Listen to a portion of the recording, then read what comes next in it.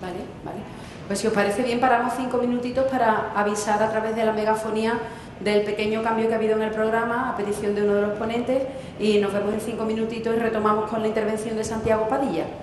Os comentaba Santiago Padilla, él es secretario de la Hermandad Matriz de Almonte, aunque trabaja profesionalmente, es gerente de la Asociación de Hoteles de Sevilla y Provincia, si no me equivoco, y viene hoy porque es autor de varias obras de referencia de devoción mariana, y como todos sabemos, pues es indisoluble la relación entre esta devoción a la Virgen del Rocío y el espacio natural de Doñana, ¿no?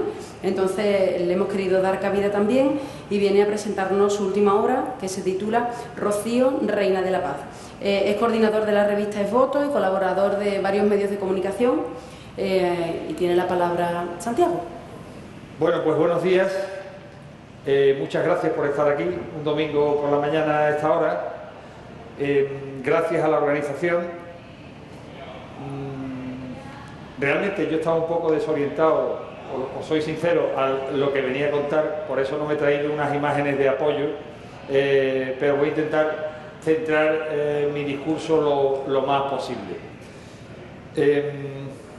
Yo creo que en este lugar del Rocío se dan la mano dos grandes santuarios. El santuario de la Virgen, un símbolo de referencia para la cristiandad y para la fe católica, y ese otro gran santuario que es Doñana, santuario por excelencia de la naturaleza. Son dos realidades que se han entendido a lo largo del tiempo y que inexorablemente están llamadas a entenderse de cara al futuro. Mi último libro, que es el que presento hoy aquí y que lleva por título ese Rocío, Reina de la Paz, que yo creo que es lo primero que llama la atención del libro. Nunca hemos invocado a la Virgen del Rocío como Reina de la Paz, no estamos acostumbrados. Hay títulos marianos, en la Semana Santa de Sevilla, sin ir más lejos, hay alguna imagen que lleva ese título, pero aquí no hemos acostumbrado a invocar a la Santísima Virgen con este título. Es un libro que intenta contextualizar aquel gran acontecimiento que se produjo en el año 1919, se están cumpliendo 100 años. Hasta ahora la información que teníamos de la coronación de la Virgen del Rocío era una información limitada.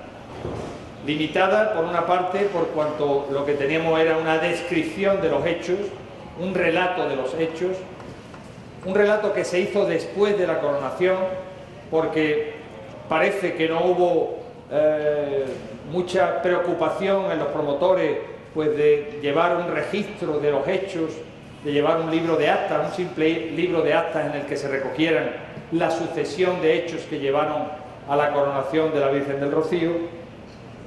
Y ese relato que tenemos lo hizo Ignacio de Cepeda, el que más tarde recibió el título de Vizconde de La Palma, el año 1920 y tanto, creo que en 1927 o 1929 se le concedió ese título, que lo hizo en una obra que se llama Crónica de la Coronación de Nuestra Señora del Rocío, que fue publicada en el año 1923.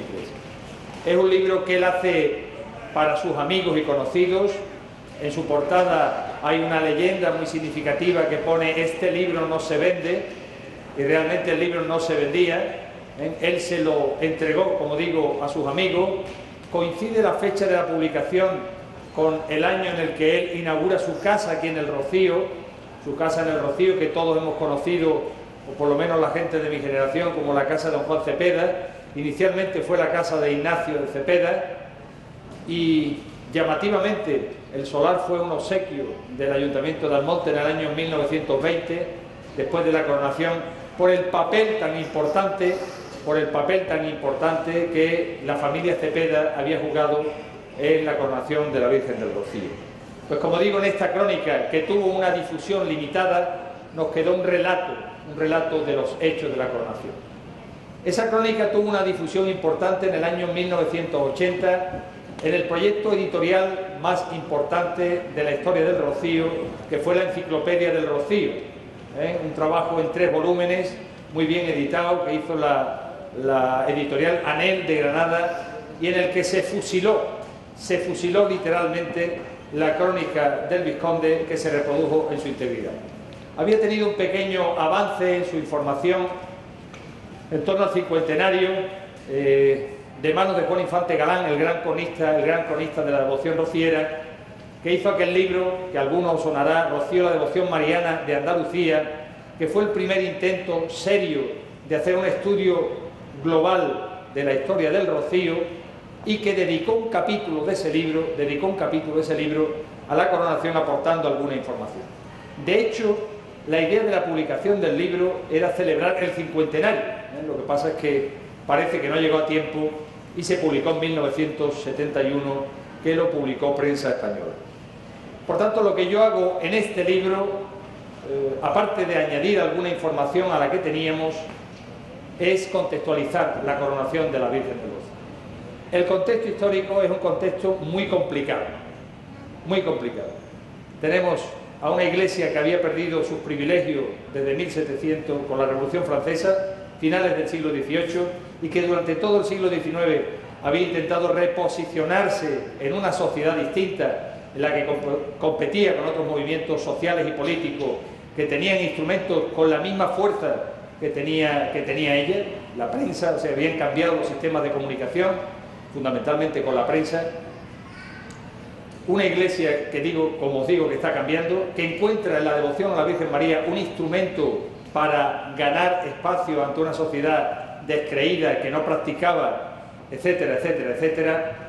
Los primeros congresos marianos a nivel nacional e internacional se producen a finales del siglo XIX, a principios del siglo XX. La fiebre de las coronaciones canónicas, en la que tenemos que insertar la coronación de la Virgen del Rocío, se produce desde finales del siglo XIX, principios del siglo XX, tanto en Hispanoamérica como en España. Y, como digo, ese es un elemento sustancial para contextualizar la coronación de la Virgen del Rocío.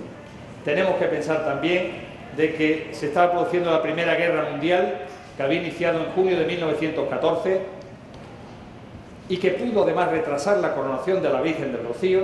Tenemos constancia fehaciente de que retrasó la coronación de la Virgen de los Milagros del puerto de Santa María, cuya idea se había arrancado en 1914 y no se coronó hasta 1916, y en esa fiebre, que en Sevilla va a tener un elemento particular, con una eclosión de la devoción a la Inmaculada, por una razón muy sencilla, porque en 1904 se producía el cincuentenario del dogma de la Inmaculada Concepción, que Sevilla había sido pionera en esa lucha a nivel internacional, y en 1917 se cumplía el tercer centenario del primer voto que una hermandad había realizado en la cristiandad, concretamente la Hermandad del Silencio de Sevilla.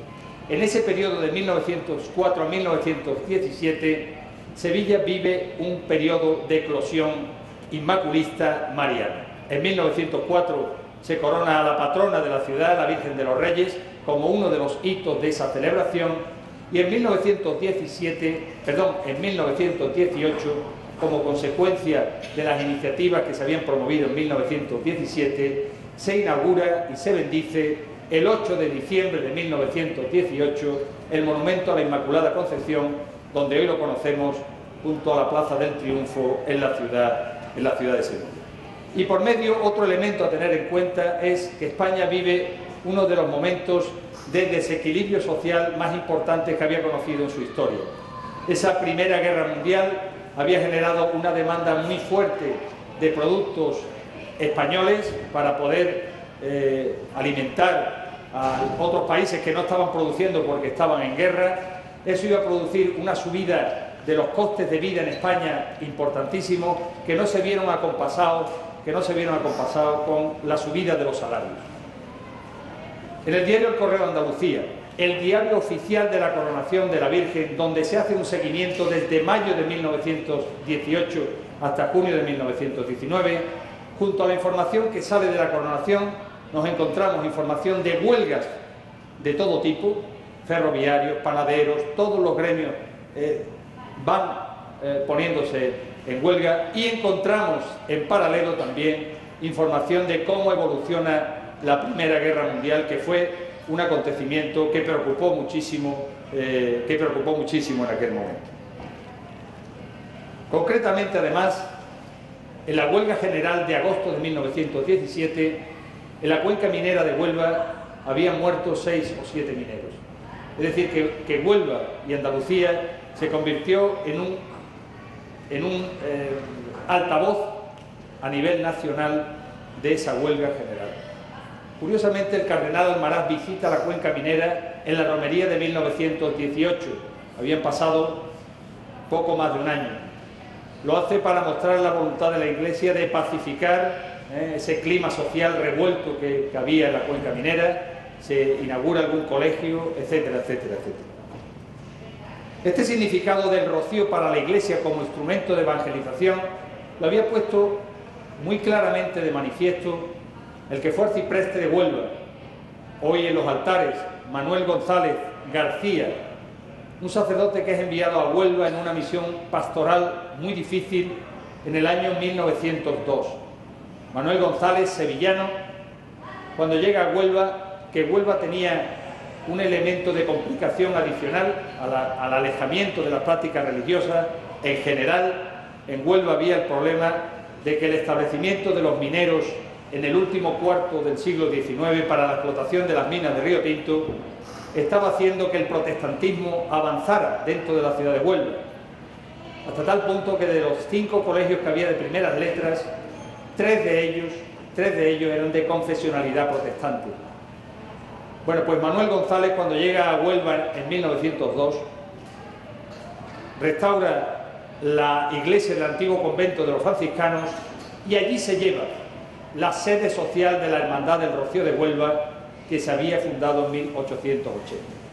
No duda en entender que la devoción a la Virgen del Rocío es el mejor instrumento a su mano para intentar llevar a cabo esa misión que le encomienda el cardenal Spínola en Huelva. Y a continuación funda las famosas escuelas del Sagrado Corazón de Jesús, unas escuelas de confesionalidad católica dirigidas a los niños pobres de la ciudad de Huelva. Esas escuelas que quedarían muy poco después en manos del gran pedagogo uruguense Manuel Ciuró Rodríguez. Pues con este escenario de fondo, en la romería de 1918 aparece en este lugar, en un lugar en el que no habría más de 50 chozas, era una aldea en sus justos términos, aparece en este lugar la hermana del cardenal Almaraz, María Magdalena Almaraz y Santos. Esta señora no viene al Rocío a hacer turismo, viene a confirmar que se dan los requisitos mínimos para que se promoviera la coronación de la Virgen del Rocío. Viene acompañada del que había sido párroco de Almonte, Juan Luis de Cózar y Lázaro. Fue párroco entre marzo de 1914 y octubre de 1917. Este hombre, que era de 2 hermanas, que curiosamente tenía una tía abuela que se llamaba María del Rocío, un hecho muy singular en 2 hermanas en esa fecha. Fijaros si era singular que en el año de la coronación en Almonte se registraron 6 o 7 María del Rocío. No era un nombre común ni siquiera en Almonte. Bueno, pues la tía abuela de este señor se llamaba María del Rocío. Es decir, que en su familia, por lo que fuera, había ya elementos de devoción a la Virgen del Rocío. Este señor viene al monte con la misión de dar un impulso al Rocío. Y en el poco tiempo que está, porque estuvo 3 años, solo le da tiempo a reformar la antigua ermita, que se encontraba en un estado de conservación, parece ser deplorable. Y tiene su explicación. A lo largo del siglo XIX, las instituciones religiosas se habían quedado sin sus elementos fundamentales de sustento, y el Rocío también. De hecho, el propio Ayuntamiento de Almonte, patrono de la antigua capellanía de Baltasar III, parece que había ido dando un paso hacia atrás en sus responsabilidades de conservación de la antigua ermita. Una obra que costó 15.000 pesetas de entonces, estamos hablando de 1915, 15.000 pesetas, y que va a suponer la primera movilización de los rocieros de aquella época. ¿Por qué iba a suponer la primera movilización? Porque se iba a financiar con los donativos de rocieros de todos lados. Este hombre se ocupó y se preocupó de generar esa corriente de simpatía para que rocieros de los más diversos lugares aportaran su donativo, aportaran donativos para la coronación, para la reforma de la antigua ermita. Le quedaron pendientes dos iniciativas, a mi juicio. Una fue la refundación de la Hermandad Matriz, que como todas las hermandades había sufrido muchísimo a lo largo del 19, y que se va a refundar por su vicario, el que había estado con él en la parroquia en el año 1917, y yo creo, y esta es una de las cuestiones novedosas que yo aporto en el libro, que él se va con la espina clavada de llevar a cabo la coronación de la Virgen del Rocío. ¿Por qué se va con esa espina clavada? Primero, porque no había tenido tiempo material para hacerlo, pero él he podido confirmar que estuvo en los inicios de la coronación de la Virgen de los Milagros en el puerto de Santa María. Cózar y Lázaro viene al monte desde el puerto de Santa María, que era una gran ciudad en aquellas fechas. Y antes de venirse, se pone en marcha la coronación de la Virgen de los Milagros en el puerto, aunque hubo que esperar 2 años. De hecho, cuando la Virgen se corona, yo reproduzco en el libro un artículo que él hizo y que mandó desde Almonte, pues de alguna manera manifestando su alegría por la coronación de la Virgen del Rocío, que se publicó en la revista portuense. Este hombre es promovido de Almonte a la parroquia del Divino Salvador de Sevilla, es decir, la segunda parroquia en importancia de la ciudad de Sevilla. Y yo creo que le falta tiempo cuando llegue allí para empezar a mover los hilos. Es el único protagonista de la coronación de la Virgen del Rocío que fue nombrado hermano de honor de la Hermandad Matriz de Almonte, reconociendo sin duda su papel singular en aquel acontecimiento. Lo cierto es que, como digo, la romería de 1918 es el punto de arranque de la coronación. Una semana después, Juan Francisco Muñoz y Pavón publica en el Correo de Andalucía el artículo "La pelota está en el tejado". ¿Por qué no hace eso Cózar y Lázaro? A mi juicio, porque era una persona extremadamente modesta, que tuvo el acierto de buscar para liderar el proyecto a una persona que tenía más llegada y más alcance que él.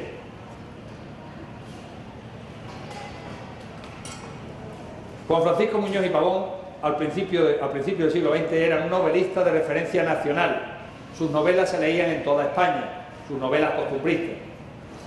Era un periodista que no solo publicaba habitualmente en el Correo de Andalucía, sino que publicaba nada menos que en el diario El Debate de Madrid, el diario católico El Debate de Madrid, que era el diario de más tirada que había en aquellas fechas en España. En casa de la familia Cepeda había algún miembro que pintaba, y es curioso que en una de las pinturas que hay aparece el diario El Debate de Madrid. Pues en ese diario publicó también Juan Francisco Muñoz y Pavón un artículo que no se llamaba "La pelota está en el tejado", pero en el que anunciaba la coronación de la Virgen del Rocío unos meses después de publicarlo en Sevilla en el Correo de Andalucía. Juan Francisco Muñoz y Pavón era un orador sagrado de referencia. Se lo rifaban los mejores Cristos y las mejores vírgenes de toda Andalucía e incluso de más allá de Andalucía. Y para colmo, había escrito del Rocío y era hijo del terruño del municipio de Hinojo, de al lado de Almonte. Y para colmo, era canónigo de la Catedral de Sevilla, que esa era una gran distinción en aquellas fechas. Yo creo que Cózar y Lázaro entendió que la persona que reunía las mejores condiciones para liderar el proyecto era Juan Francisco Muñoz y Pavón, que hay que decir que con algunas salvedades realmente lo bordó. Bueno, pues como digo, en esa romería se pone en marcha todo. Llama la atención la celeridad con la que el proceso se resuelve. Fijaros que la idea se lanza en mayo de 1918, se reúne el capítulo romano que la otorgaba el 11 de agosto de 1918 y se firma el rescripto de concesión el 8 de septiembre de 1918. Es decir, que el expediente se resuelve en poco menos de dos o tres meses. Ahí hay una historia que yo también pongo de manifiesto en el libro, que que es la relación personal que va a existir entre los protagonistas de la jerarquía eclesiástica que van a llevar a cabo o que van a propiciar que esto se resuelva. Enrique Almaraz y Santos, el cardenal de Sevilla, había coincidido con el Papa en Madrid, siendo el Papa secretario de la Nunciatura Apostólica y el deán de la Catedral de Madrid.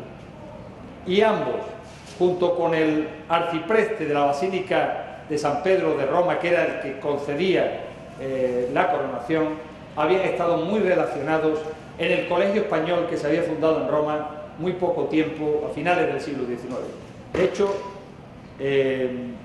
Almaraz y Santos seguía siendo patrono del Colegio Español cuando se corona la Virgen del Rocío. Es decir, que hay una relación entre los grandes protagonistas a nivel jerárquico de la Iglesia muy fuerte en aquella fecha.